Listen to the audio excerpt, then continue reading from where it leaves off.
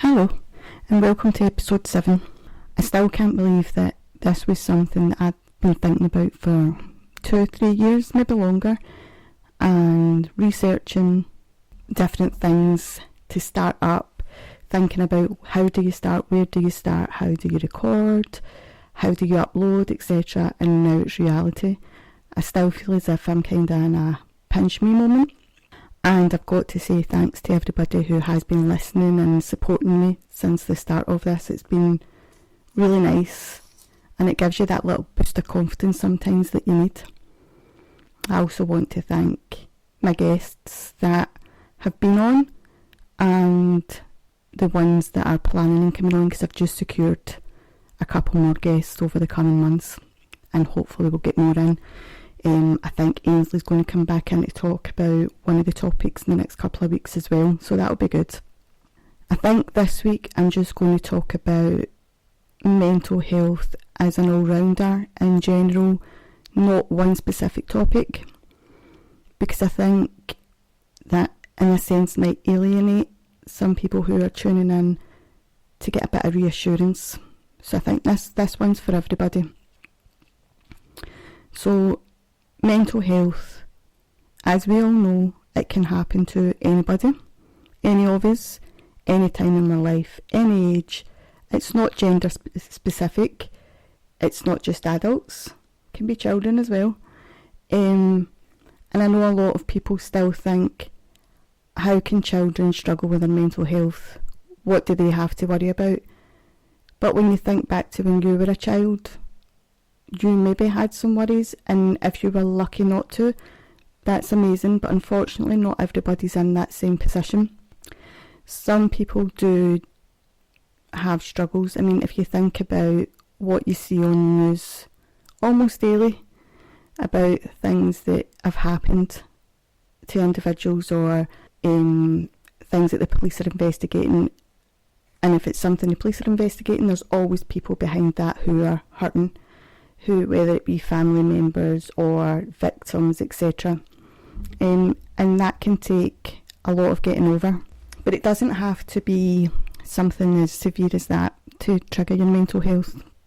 It can be grief, loss, and grief can also come in a strange sort of way when it comes to the end of a relationship as well, because you can be grieving a relationship that you thought was going to be forever. You can be grieving that person who you thought was going to be your forever person. Obviously, we all know about grief in the other sense, where someone sadly passed away. And in each circumstance, we should be there for one another. We should be helping each other, because it can take a while to get over. And there's no time limit on grief. It's not like you will be over this in a week, or you will be over that in 3 months. Grief can take months to appear, to show signs. It can go on for a long period of time, especially if you were very close to the person. But on the flip side, if you weren't very close to the person, you lost contact, it could have been a parent, a child, grandparent, whatever, and you lost contact with them, you maybe had a falling out, then sometimes you can feel guilt. And you've got no need to feel guilt, depending on the circumstances, obviously. But you need to find a way to move forward, a way to continue your life and live a happy life. And if that is seeking help or saying sorry in another way, then you do what's right for you. You go through that process in the way that feels right to you. No one can tell you what's right or wrong in that situation. You've also got, when it comes to children, it could be parents are splitting up and they feel like they're the one in the middle, because you've got mum, you've got dad, you're going to mum's, you're going to dad's potentially. You maybe only stay with one parent, or they may only stay with one parent. And it's almost like children just see what's in front of their face in that moment, so they maybe feel as if they have to prove their love for each individual parent, or if it's the one parent that they are solely with, they may feel as if they have to show that parent that they are on their side or whatever. And that can be a lot for a child. It can be a lot on a child's shoulders. So I think continual conversations with that child, ensuring that they know that this isn't their fault, this isn't anything that they have to deal with, that they can just, they still need to be happy, they can still be happy. You still want them to be a child. You don't want them to grow up too fast. You don't want them to take on any responsibilities that they maybe didn't have previously just because that said relationships broke up. That's just one sort of circumstance where it might affect a child. There's many, many more. Obviously, we do hear about children that have gone through some kind of abuse, and in that case, they need the right support, they need the right help, they need the right therapy. So that's a whole other ballgame. That's something else that's on that child's shoulders, and that's something that will potentially carry on into their adult life. The same as an adult, if they go through any kind of abuse or trauma, they will carry it for every day, but it's getting the right help, ensuring that you're working through, making progress, continuing to live your life and not letting that take over your life.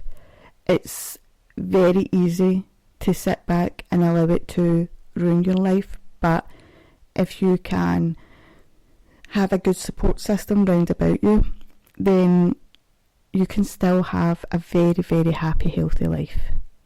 And we don't want any negativity to carry forward with us. We don't want to be negative all the time. We don't want to be untrusting towards people because of an issue that we've gone through.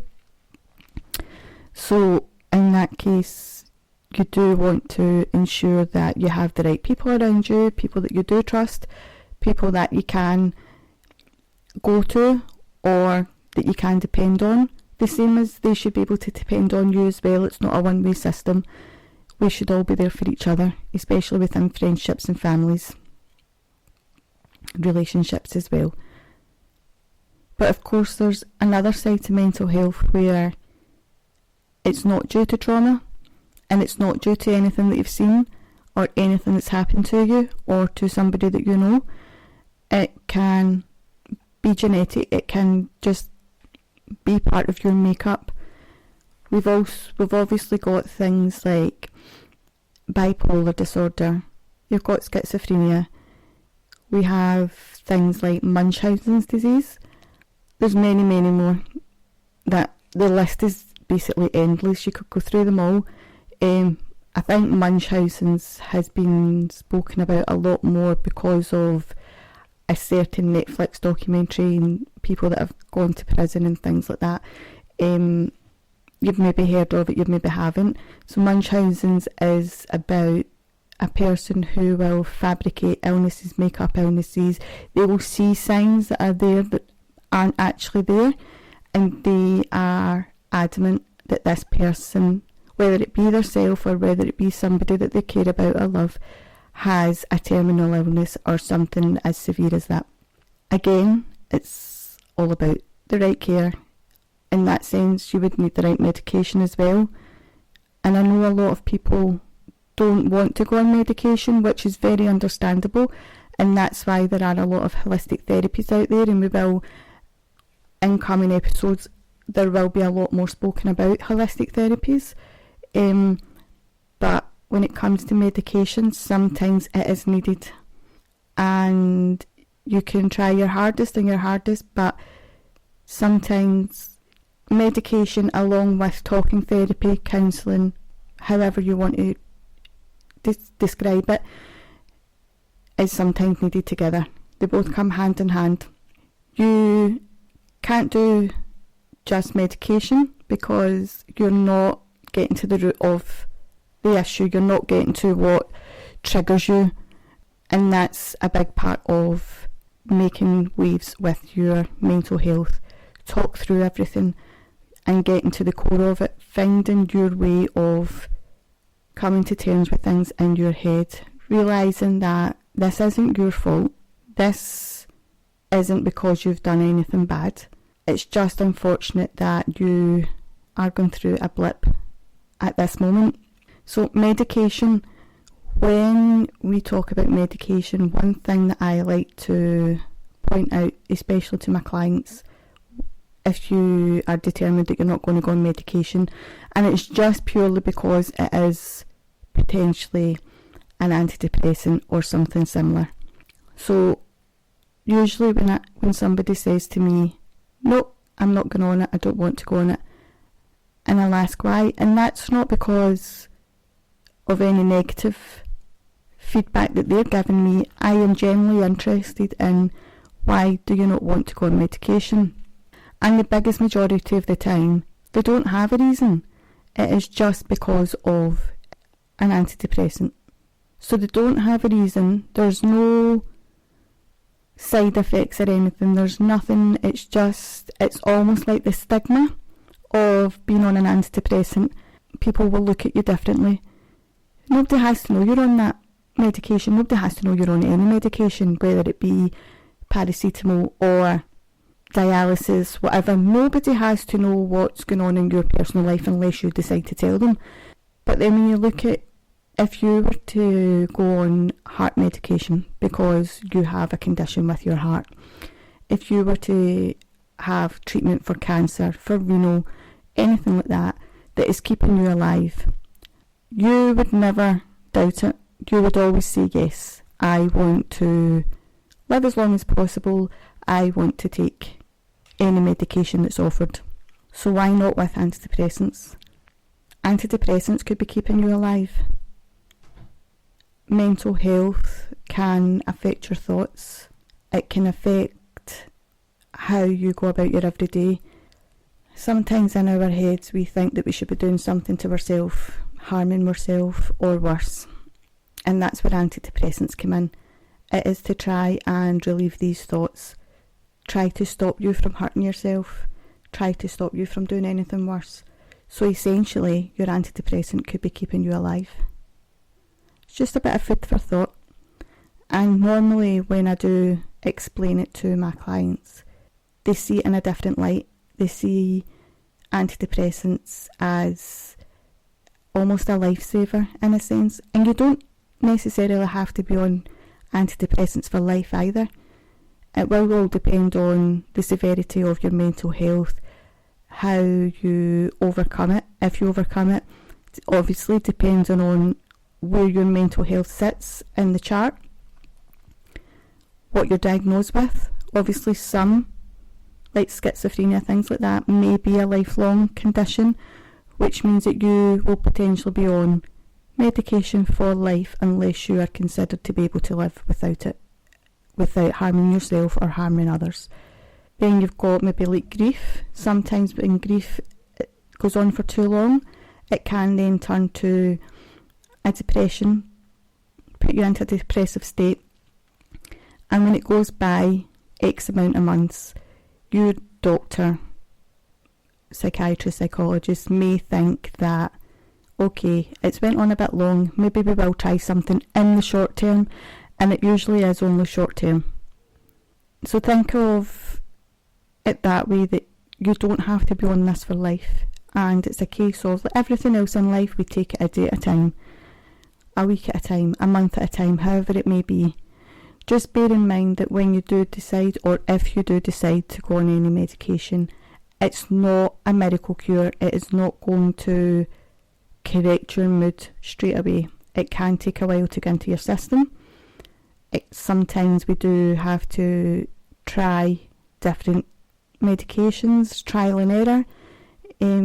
Just like with any other medication, if what works for one person may not work for another. Being open and honest with yourself is just as important as being open and honest with others. We can be very good at asking everybody else how they feel and telling them they should be coming to us if they've got any issues, if they're struggling with anything, but how often do you take your own advice? I know the majority of us don't, very often. And obviously I talk a lot about self-care, self-love, because you've got to care for yourself and love yourself before you can care for others or love others. Obviously if you've had children, you understand love in a different way, and you know that you're going to love that child forever. But again, depression can make you think differently, and knowing when your thoughts are changing and knowing when your thoughts aren't healthy is a big part of self-care and self-love, and also a time when you know that you need to speak to somebody, whether it be a professional, whether it be a family member, a very close friend, just to let them know that you think something isn't quite right, you're thinking a certain way. And that's okay. We can all have blips in the road. We can all have struggles. And anybody that says, I've never struggled with anything, they're lucky. But it doesn't mean to say that they will continue on that path. We would love to think that there's people out there that never struggle, or everybody would never struggle again in their life. But it very rarely happens. Self-care and self-love is something that is just for you. So you can care for others, and you can care for, and you can show them that you love them, but how often do you care for yourself and show yourself the same love? Caring for yourself is, do you ensure that you are eating 3 meals a day? When the kids are sitting eating, partner's sitting eating their dinner, whatever, are you ensuring that you're sitting having a meal at the same time, or are you too busy going and doing all the housework? Are you getting enough sleep at night? 8 hours, etc., 7 hours. Everybody's body's different, so everybody's body will need a different amount of sleep. But are you ensuring that you're getting enough sleep at night? Before you go to work, before you go to college, uni, take the kids to school, are you ensuring that you're having breakfast, cup of tea, cup of coffee, whatever it is that gets you up in the morning, keeps you going? Do you make sure that you've got some time for yourself, or are you just running on empty? Having time for yourself doesn't mean to say that you need hours and hours at a time.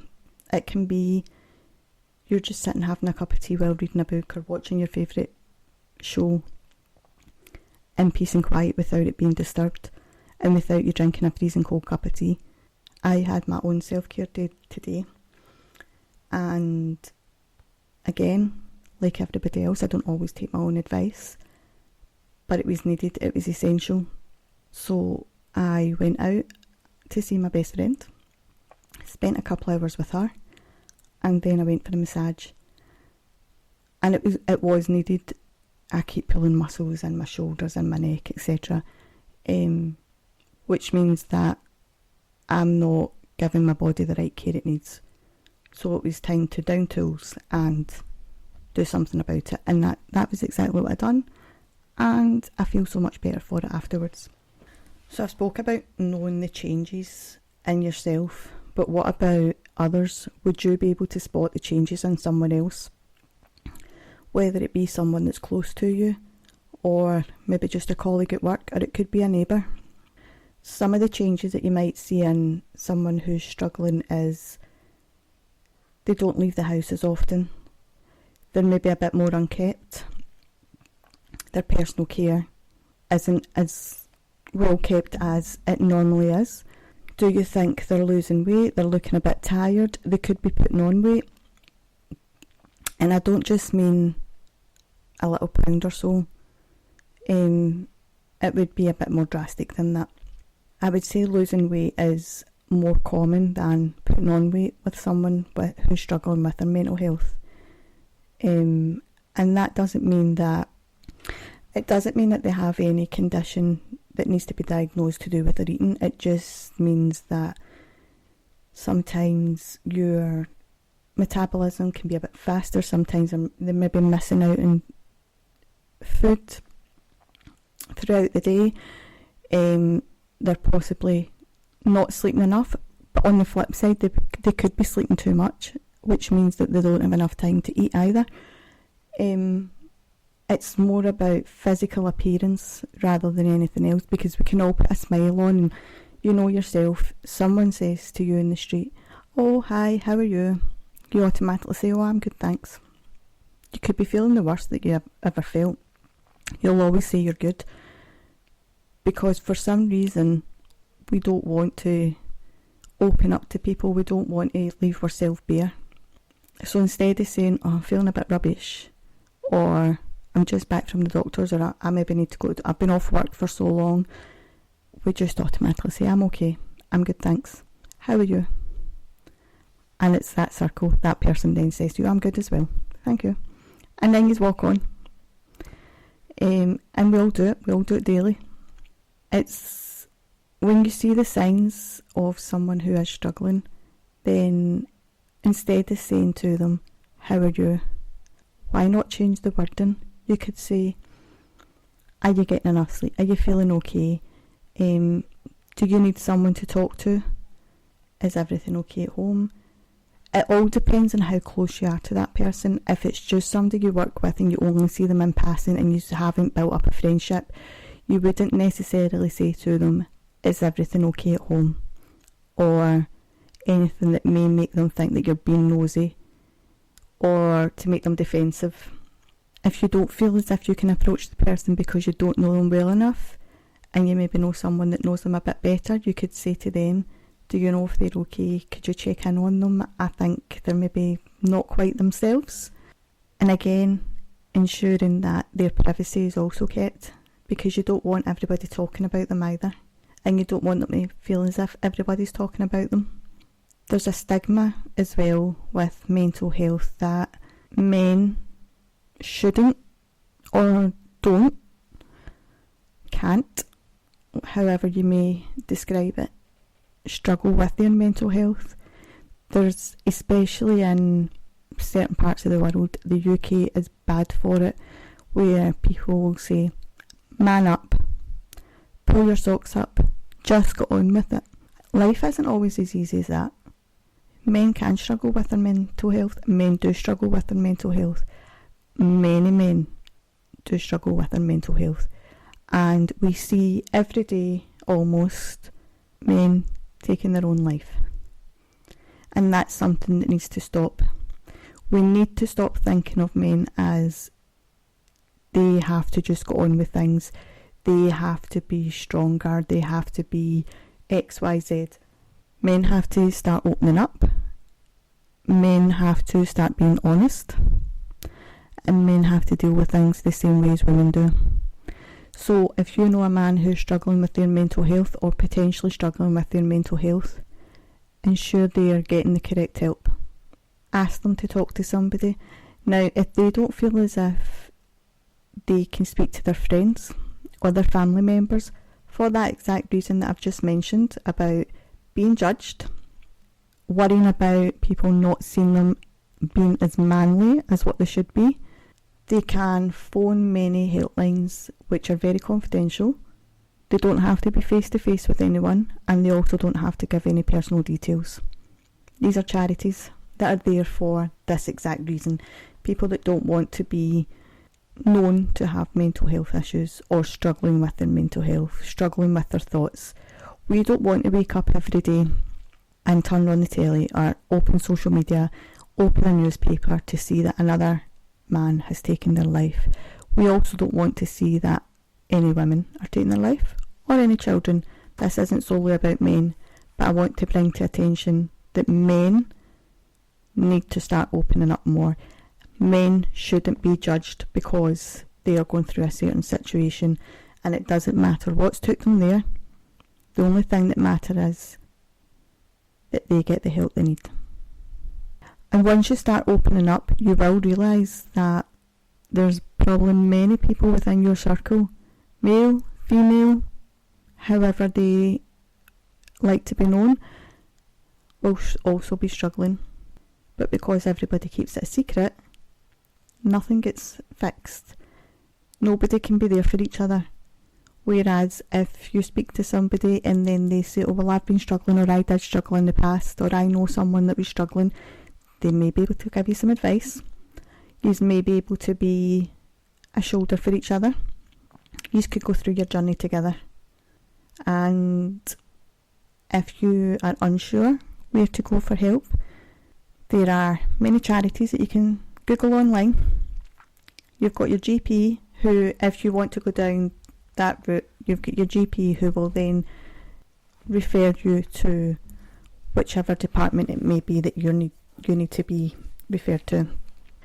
You also have private sector, so you've got private counselling, private psychiatrists, private psychologists, private eating clinics, because again, anybody can have an eating disorder, and eating disorders are part of mental health, and the people that are struggling with it, their eating struggle in many different ways, not just with food.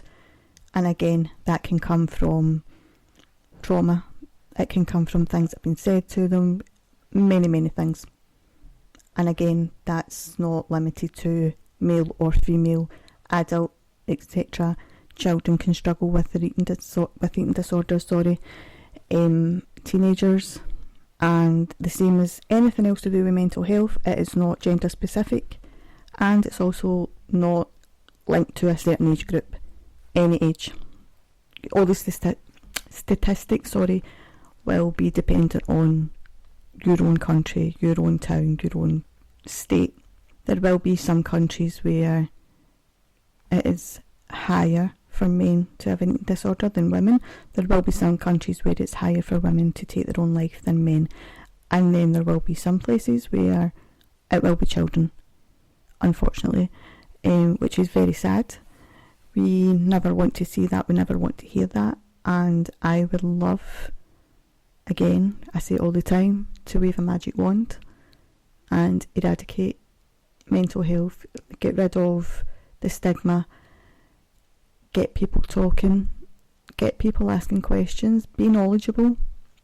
If your son, daughter, niece, nephew, grandchild, whatever, came to you and said, I'm struggling with my mental health, would you know what to say? Would you know what to do?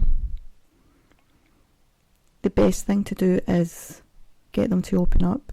You don't have to talk. Let them do all the talking. Just be there as a comfort, and then advise them to get the help, especially if it's sounding quite severe. Because we don't want to worry every time they go out the door or every time my bedroom door's closed. We don't want to be counting the minutes on the clock, how long they've been out, or if they're late home, it could just be due to a bus being late or their taxi being late. But when you know someone's in a certain state of mind, you panic every time they're out of eyeshot. It can also change your mood.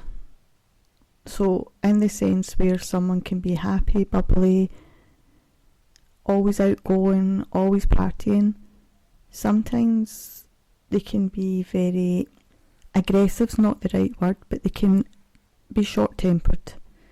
So they might not take jokes as well, especially if they think it's aimed at them. And a part of it as well will be because they're not sleeping, or they're not sleeping enough. They're fighting their own demons, they're fighting with themselves, they're fighting with their thoughts. They don't have any self-confidence, or they have very little. Someone might still be outgoing, they might still be smiley, happy, and they can still be struggling. I found it very easy to put a mask on for everybody. I had a different face for every different person I seen, and none of it was unhappiness. No one would have known, unless you knew me very well. No one would have known, because I'm very good at hiding things, and sometimes we think we're stronger than what we are. Sometimes it's buried in our heads, we think it's just going to go away, and it very rarely does. People with certain conditions also get very good at lying as well, especially when it comes to eating disorders. There's always an excuse, there's always an answer for why they don't want to be fed, why they don't need a meal. They're in a hurry. The vet, they're going to eat when they're out. The list is endless. But you know that person, and you'll know if they're telling the truth or if they're lying. Something that a lot of people worry about is work. They think that if their boss finds out that they are struggling, then they'll lose their job, or they maybe want to go for a job and they've got a history of mental health in whatever form. They think that that's going to stop them from getting a job, but especially in the UK, there are laws, legislations, etc. in place to ensure that that doesn't happen. Obviously, I can't speak about anywhere else in the world because I'm not up to date with laws all over the world. But especially in the UK, you do not have to worry about that.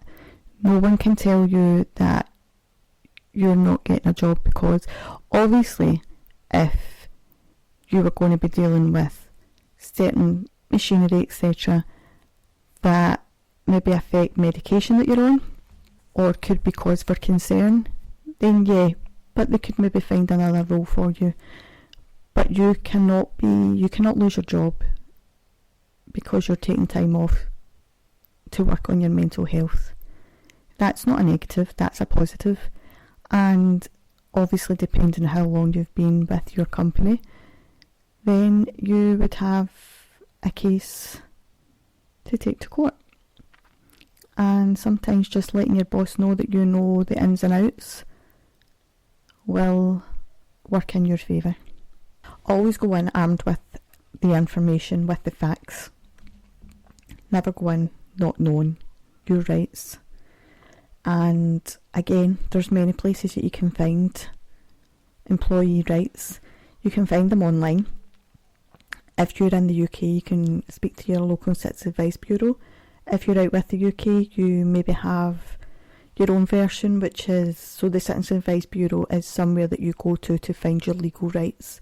They can sometimes fight on your behalf. And this is a charity, so it's free. If you don't have that, you can speak to an employment lawyer and they'll be able to advise you. School and college, again, if you're having to take time off, it doesn't mean that you can't keep up with your studies. They can easily, especially nowadays, it's a lot easier because we've got email, we've got online study programs and things, so they could be sending you all the classwork that you're missing out on. You could maybe come to some kind of arrangement with them. And if it's like college or university and you're worried because of your past history, that shouldn't be an issue. As long as you have the grades and they have the spaces and you present yourself well and you show them that you are keen to learn, keen in this subject topic, then you should be considered for the college or university place. There's a lot of support, or there should be. Obviously some colleges and universities may be better than others. But nowadays, again, because mental health is spoke about a bit more than it used to be, then they tend to have things in place for anyone that is struggling. And it could be you're struggling with your coursework, it could be you're struggling out with the course, but that's fine. It doesn't matter what you want to talk about, there's always somebody there, and they've usually got some kind of counselling service as well. If not, again, it's back to the GP or phoning around and getting appointments. Obviously, if it's private, it can cost, and it depends where you are and who you're asking for help. Everybody will have their own price list. We said earlier on about mental health not being gender specific or being limited to any age group. So if it's a child, obviously you don't want to go in and ask them grown-up questions. Sometimes, depending on the age group, you could sit down and play a game with them, and once they get into the game you could start talking that way.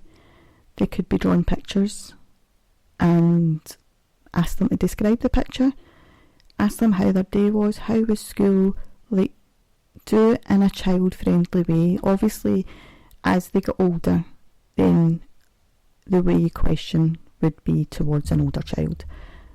If they're 12, 13, 14, 15, they want to be treated like an adult. They're not an adult yet. They like to think they're being treated like an adult. So if you speak to them on a more child-friendly adult basis, you might get more out of them. Obviously, we know that teenagers, preteens, aren't the best for talking.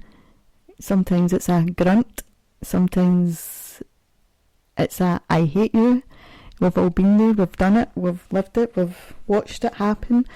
Yeah, teenagers are fun. Can you hear the sarcasm in my voice?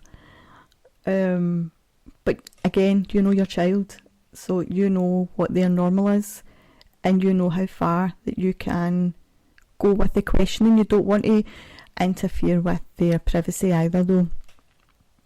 Then they won't trust you. They think you're just being nosy and you're not actually trying to help them. So be careful how you word it, and be careful what you're asking them. You don't want to go too far into the privacy. You don't want to sound as if you're accusing them either, because the minute they think they're being accused of something, you're not getting anything out of them. They'll put their back up, they'll close the doors, they'll shut, and that's the end of that conversation. You may be able to approach it again later on, but not in that moment. You have to just give space, allow them their privacy, and let them either come to you or try again on another day. But try it in a different way if it doesn't work first time. And again, like any of us, sometimes they will just say, I'm okay, and that might be the right answer. That might be how they are actually feeling. You maybe think that there's something wrong, but it could just be them being a teenager, because teenagers are hard to read. Preteens are hard to read. They've got their hormones, they've got everything's changing, they don't understand what's going on with their body doesn't understand what's going on with their body, so how are they supposed to know? They see their friends going one way and another friends maybe going another way. Their friends are changing, their friends might be starting to like things that they don't like, so then it feels as if they're losing people. So it's almost like a loss, like we said at the beginning, where you can feel as if you're grieving for a relationship. When a relationship breaks down, you can have that. Children can feel that way as well when they're losing a friend, especially if it's a very close friend, a best friend, somebody that they've been friends with for many, many years and have never had a falling out, or very, very little. And again, it's just about supporting them, comfort them, let them know that everything's going to be okay. They will still have friends, they'll make new friends as life goes on. And I think as well, preparing children as they get older. So for example, once they get to 15, 16, 17, and obviously we're preparing them for the big world. We're preparing them for whether they want to go out to work, go to college, go to university, but also prepare them for the other side of it, where when you do these things, sometimes we may lose contact or have less contact with friends that we were close to at school, but that's okay, because you also make new friends.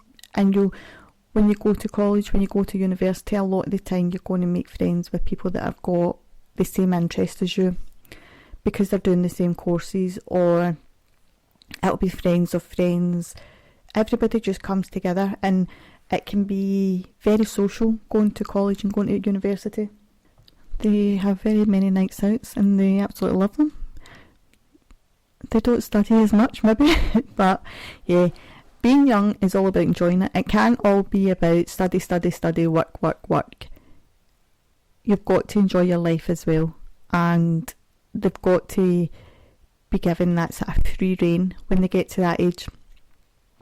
You then have to remember that you're treating them like an adult now and not like a child, and it can be very hard. I remember when my oldest son turned 18, and it was very hard trying to find the way of how do I treat him now. I don't want to let him think that I don't care about him anymore, but I also don't want to treat him like a child. And it takes a little while for you to find the balance, and that's okay. But you'll get there. We all get there in the end, and we all find what's the right for our family, or what's the right for our household, or friendship, that whatever it may be. If they decide they want to go out to work and they don't want to go to college or university, that's fine as well. Sometimes learning on the job is the best way for some of us. Not everybody is academic. Some people are more hands-on. I know many people that prefer hands-on learning rather than sitting in a class and somebody telling us or reading out a textbook, etc. Learning as you go can be more beneficial depending on the job. I don't want it to sound all doom and gloom this week, which I feel as if it has, because we're just basically talking about mental health and where it can affect people, how it can affect people, where you can get help, who you want to help. But I said earlier on that when I was struggling, I was very good at putting a face on for everybody. And just to tell a wee funny story, I used to go out on a Saturday night with one of my best friends to the local bar. I only had one child at the time, and he would go and stay with my mum on a Saturday night to give me a wee bit of a break. And I was really, really struggling at this point. But I thought I still had to be that person. I still had to be the life and soul of the party, blah, blah, blah. So yeah, I would go out and have fun. In my head, there was a million things going through my head at the time, but I had to show everybody I was having fun. I had to be the party girl, blah, blah, blah. And that was all fair and well, because it was probably one of the only times you would get me out of the house, is on the Saturday night. Because I didn't really do anything, exercise, whatever. But I don't know about where you are, but obviously I'm in Scotland, and the primary schools here, especially the younger kids in primary school, so maybe 5, 6, 7, would do what they call news on a Monday. And news was tell a story about what happened over the weekend. Any of you know where I'm going with this? My son, who was 5 or 6, I can't remember, because he had the same teacher for 2 years. I know what teacher he had. He had the same teacher for 2 years, so I can't remember what year it was. I think he might have been 6. And he used to say that this teacher was an old lady, and the reason he called her an old lady was because she had this big tooth, like Nanny McPhee. So if anybody asked him, "Oh, what's your teacher like?"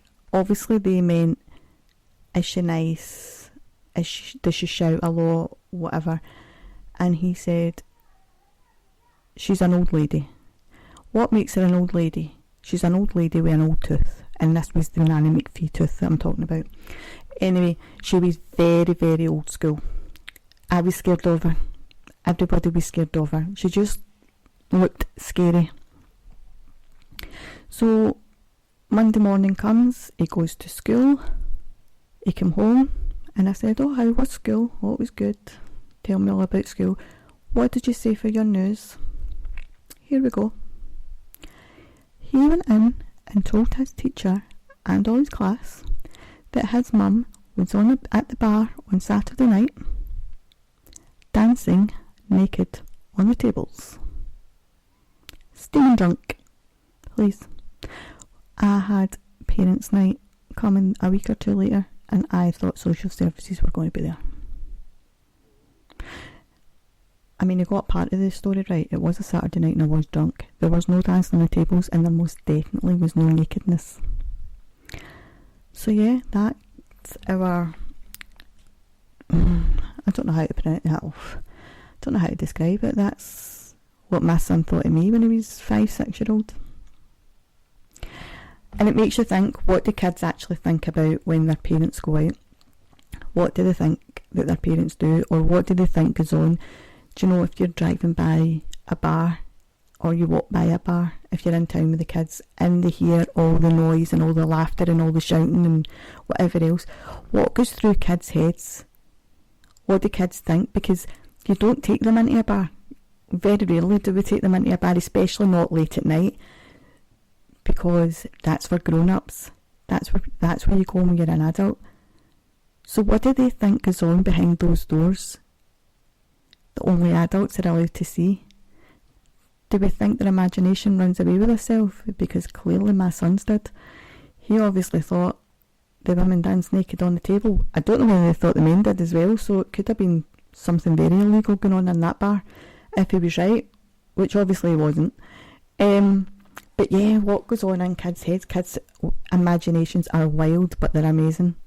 They really are. They think the strangest things, but they're funny, they're comical when you actually analyse what they're thinking. And that's every age group in a child. So that's my funny story for this week, to try and lighten the mood a little bit. I hope everybody enjoys their week. Next week I will be talking about trolling, potentially. Oh no, I'm not, that's a lie.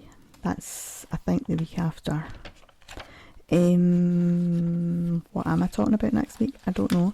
But because it is the week after, and I have told you that now, if you've got any stories about trolling, bullying, social media, negative or positive, obviously there's no positive about trolling, but I'm talking about if you've got any positive stories about social media or any negative stories, and we won't solely be talking about trolling, we won't solely be talking about everything online, but we will, a big chunk of it will be about that, because that's the thing nowadays, isn't it?